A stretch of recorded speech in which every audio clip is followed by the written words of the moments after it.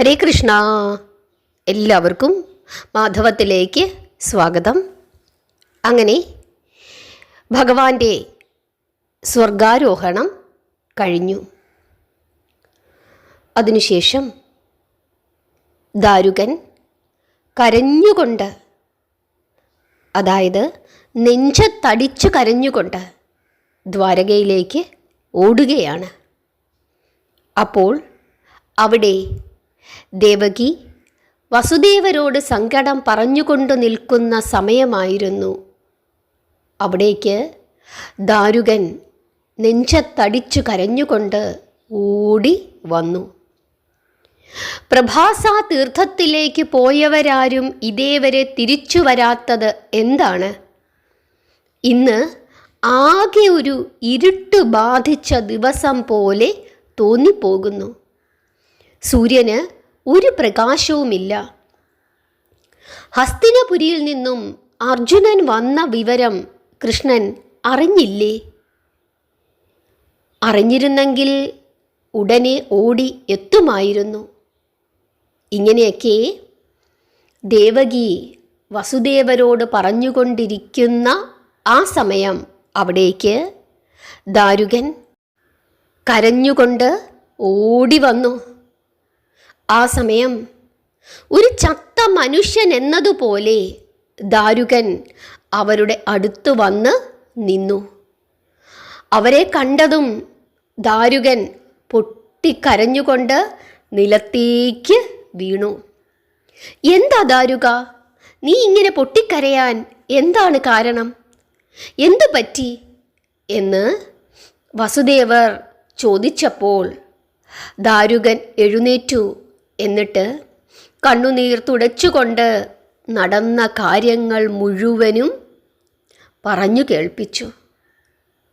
യാദവന്മാർ മുഴുവനും മദ്യപാന മതോന്മത്തരായി പരസ്പരം പടവെട്ടി പ്രഭാസ തീർത്ഥക്കരയിൽ മരിച്ചു കിടക്കുന്നു എന്നും ബലരാമൻ സമാധി അടഞ്ഞ് സാഗരത്തിൽ മുങ്ങിപ്പോയെന്നും നന്ദാത്മജൻ യോഗാഗ്നിയിൽ ദഹിച്ച് സ്വർഗാരോഹണം ചെയ്തു എന്നും സമുദ്രം കയറി ഉടൻ തന്നെ ദ്വാരക വെള്ളത്തിൽ മുങ്ങും എന്നും സർവേശ്വരൻ അരുളി ചെയ്തിരിക്കുന്നു എന്നും മറ്റുള്ള സർവ വിവരങ്ങളും ദാരുകൻ വസുദേവരെയും ദേവകിയെയും അറിയിച്ചു.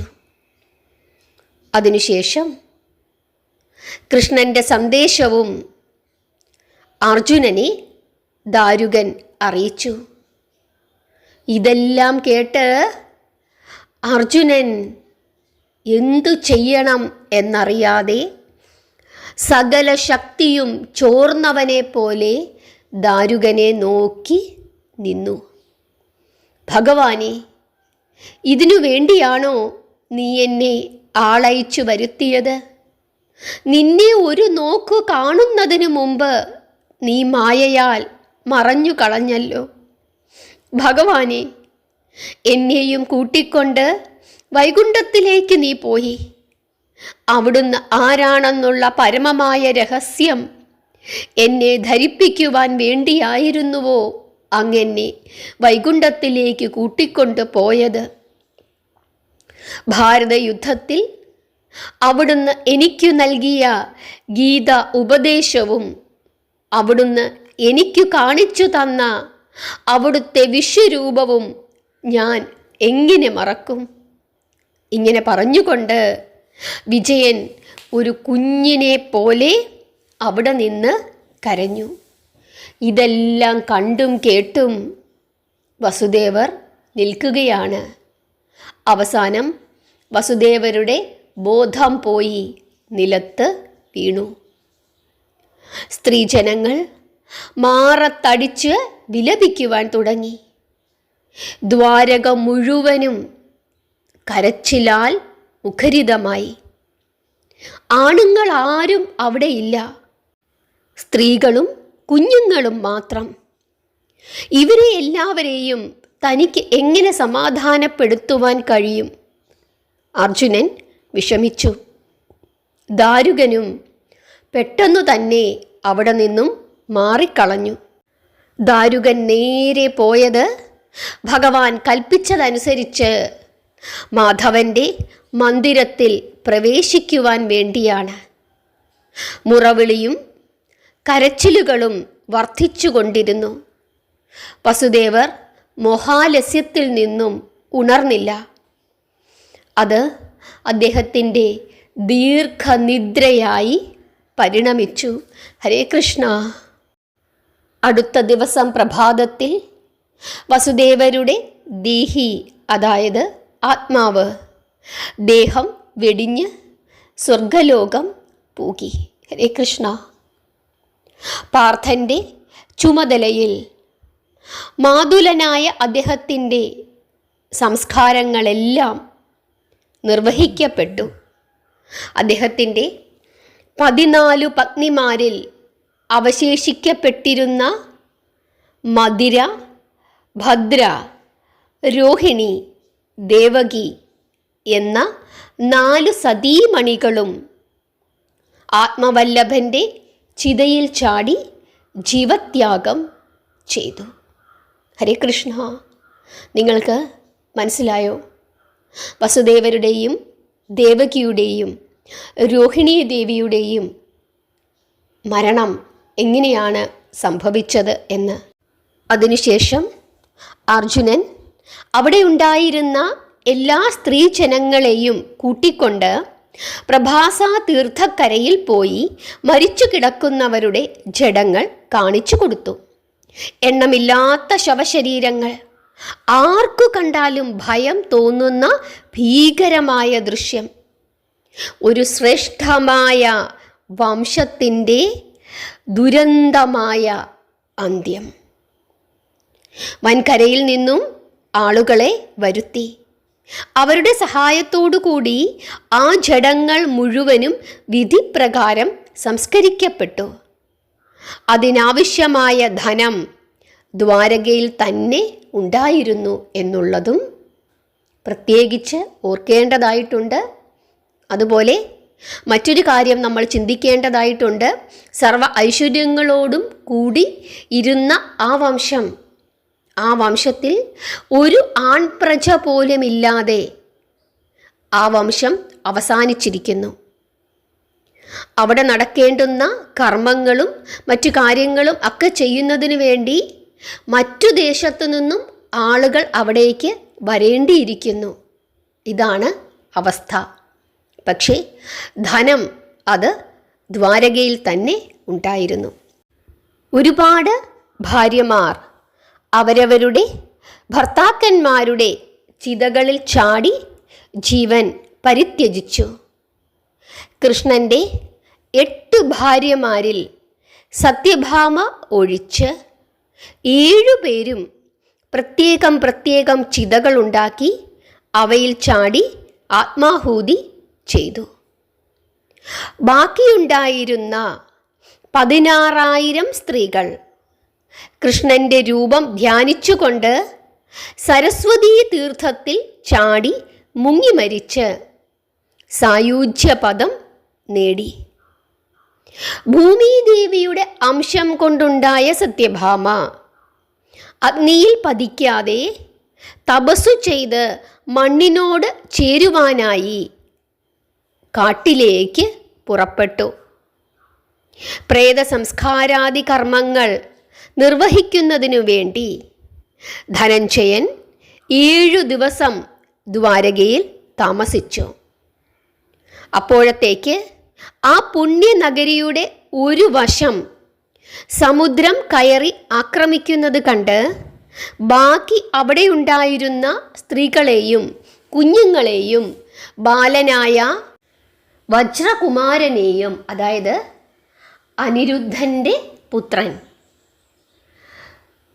ആ കുഞ്ഞിനെയും കൂട്ടിക്കൊണ്ട് വഞ്ചികളിലും ചങ്ങാടങ്ങളിലും മറ്റുമായി വിജയൻ വൻകരയിൽ എത്തിച്ചു.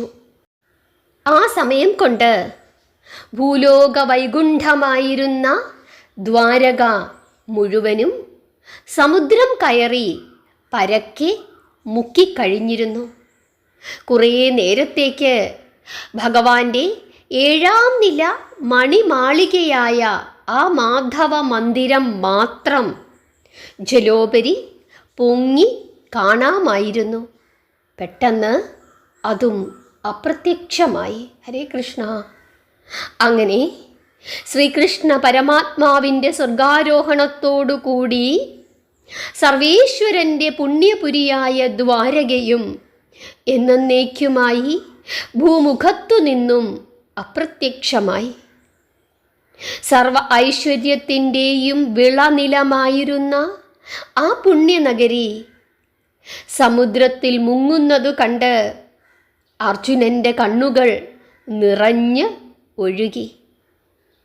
ഞങ്ങളുടെ രക്ഷകൻ ഞങ്ങളെ വിട്ടു പിരിഞ്ഞിരിക്കുന്നു, ഇനി ഞങ്ങൾക്ക് ആരാണ് തുണ എന്ന് ധീരനായ അർജുനൻ ഹൃദയവേദനയോടുകൂടി ചിന്തിച്ച് കണ്ണുനീർ വാർത്തു. ദ്വാരക വിട്ട് എല്ലാവരും വൻകരയിൽ വന്നപ്പോൾ യദുകുല പുരോഹിതനായ ഗർഗമുനി അവിടെ വന്ന് അവരെ സന്ദർശിച്ചു. അദ്ദേഹത്തിൻ്റെ ഉപദേശപ്രകാരം 2 മാസക്കാലം അവർ അവിടെ താമസിച്ചുകൊണ്ട് മരിച്ചവർക്കു വേണ്ടി വ്രതം അനുഷ്ഠിച്ച് ശ്രാദ്ധകർമാദികളും പിണ്ഡദാനക്രിയകളും നടത്തി. അങ്ങനെ പിതൃശുദ്ധി വരുത്തി. ഗർഗമുനി തന്നെയായിരുന്നു അതിൻ്റെയും ആചാര്യൻ. അതിനുശേഷം അവർ മുനിയുടെ ആശീർവാദങ്ങളും വാങ്ങി ഹസ്തിനപുരിയിലേക്ക് പുറപ്പെട്ടു. ഹരേ കൃഷ്ണ. നിങ്ങൾക്ക് ഈ ഭാഗങ്ങളൊക്കെ നിങ്ങളുടെ മനസ്സിലൂടെ നിങ്ങൾക്ക് കാണാനായിട്ട് സാധിക്കുന്നുണ്ടോ? അങ്ങനെ സാധിക്കണം എങ്കിൽ മാത്രമേ ഈ കഥ നമ്മുടെ മനസ്സിലേക്ക് ആഴ്ന്ന് ആഴ്ന്ന് വരികയുള്ളൂ. ഒരു വലിയ ഒരു വംശത്തിൻ്റെ പതനം. അങ്ങനെ പിതൃശുദ്ധിയും എല്ലാം വരുത്തിയതിനു ശേഷം അവർ ഹസ്തിനപുരിയിലേക്ക് പുറപ്പെട്ടു. മാർഗമധ്യേ ഒരു വനത്തിൽ കൂടി അവർ പോകുമ്പോൾ ഏതാനും കാട്ടാളന്മാർ വന്ന് അവരെ വളയുകയാണ്. അർജുനന് അവരോടെതിർക്കുവാൻ യാതൊരു ശക്തിയും തോന്നിയില്ല. തോളിൽ നിന്നും ഗാണ്ഡീവമെടുത്തു കുലയ്ക്കുവാൻ പോലും അർജുനന് കഴിഞ്ഞില്ല. അർജുനൻ്റെ സകല ശക്തിയും ചോർന്ന് പോയിരുന്നു. അതിനിടയിൽ ആ യാദവ സ്ത്രീകളെ മുഴുവനും കാട്ടാളന്മാർ അപഹരിച്ചുകൊണ്ട് കടന്നു കളഞ്ഞു. ദൈവമേ, ഭഗവാൻ മറഞ്ഞതോടുകൂടി ഞാൻ അശക്തനായി തീർന്നു പോയല്ലോ.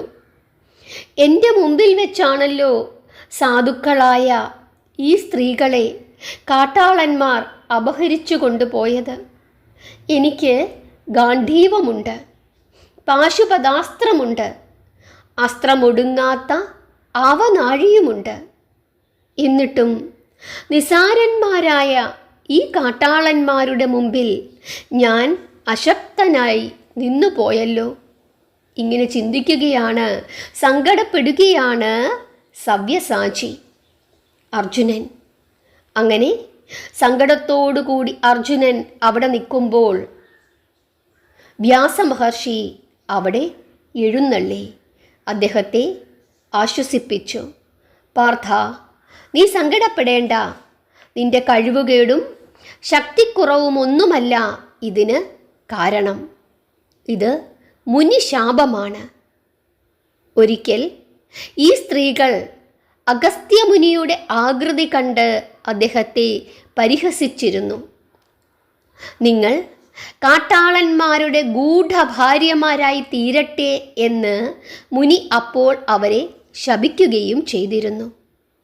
അതുകൊണ്ടാണ് ഈ കാട്ടാളന്മാർ അവരെ പിടിച്ചുകൊണ്ടുപോയത്. അതുകൊണ്ട് നീ വിഷമിക്കണ്ട. ഒരു കാര്യം കൂടി നിങ്ങളെ ഞാൻ ഉപദേശിക്കുന്നു. ഭഗവാന്റെ അന്തർധാനത്തോടു കൂടി നിങ്ങളുടെ കാലവും അവസാനിച്ചിരിക്കുന്നു. ഇനി കഴിയുന്നതും വേഗം നിങ്ങൾ രാജ്യഭരണം വെടിഞ്ഞ് വനവാസം സ്വീകരിക്കണം. ഇങ്ങനെ വ്യാസമഹർഷി അർജുനനോട് പറഞ്ഞു.